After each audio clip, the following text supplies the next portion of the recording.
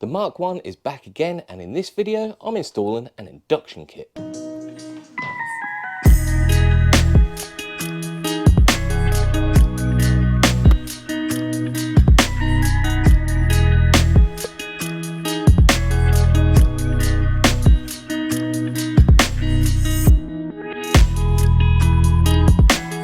An induction kit is a really popular modification for these cars. It really neatens up the engine bay and gives the car a lot more deeper, throatier sound. No, this isn't going to add 30-40 horsepower, more like 7 to 10. You might get a little bit more throttle response, but with the sound this gives you, you're going to have a bigger smile on your face. It's one of the cheapest and easiest modifications to do for the MX5 and a lot of people's first choice of modification. And it's really simple to install, so let's get fitting it.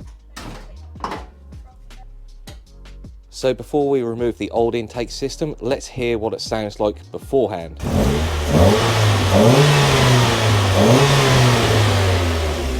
The old intake system is really easy to remove. First the crank breather, then the idle control, then the two hose clips connecting the intake to the throttle body and the airbox. Then this should just pull straight off.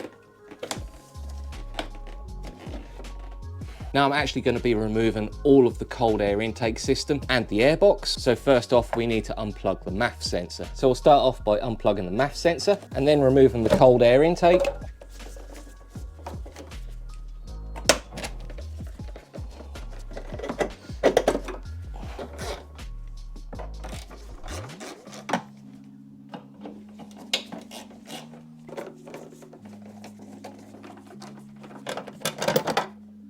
The only thing we need to save from the airbox is the mass airflow sensor, and that's just held on with 2 bolts.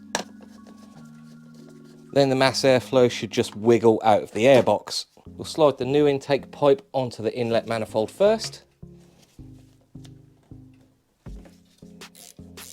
Then the silicone reducer.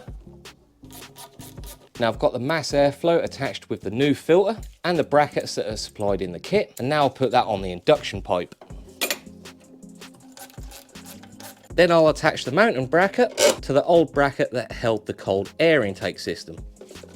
When you're placing your filter, make sure it's nice and secure, it's not rubbing up against the strut, and it's low enough so the bonnet can close. Now I'm going to reroute the MAF sensor wire underneath and round. That's going to keep it out of the way of the hot exhaust. So this induction kit hasn't come with a port to connect the idle control valve to, but on the seller's page they did just have a breather filter connected to this, so that should be fine. And because this kit is designed for the Mark II as well, there is a hole for the air intake temperature. Obviously a Mark 1 doesn't have it, so I've just put a bolt in there. All we've got to do now is connect the crank breather, but the kit is supplied with this flimsy blue hose, which I would say would kink too quick. So what I'm going to do is use this green hose, but cut it down a little bit.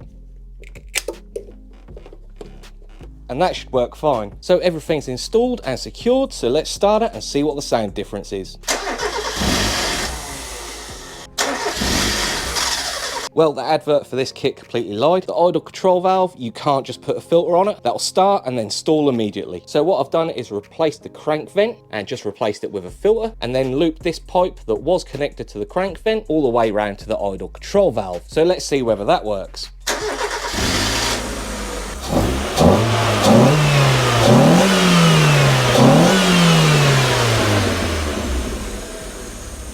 So that idles and runs well. All we've got to do now is test drive it and see whether we've gained any performance.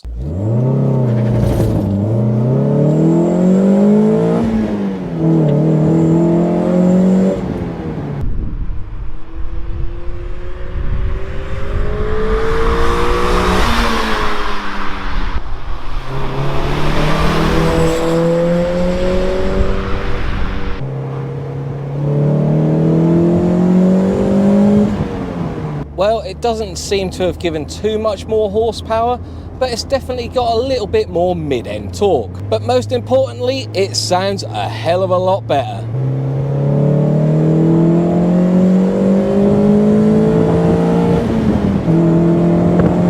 So that's the induction kit all fitted. If you learned anything or this video helped you, leave a comment down below and a like, and subscribe if you're new.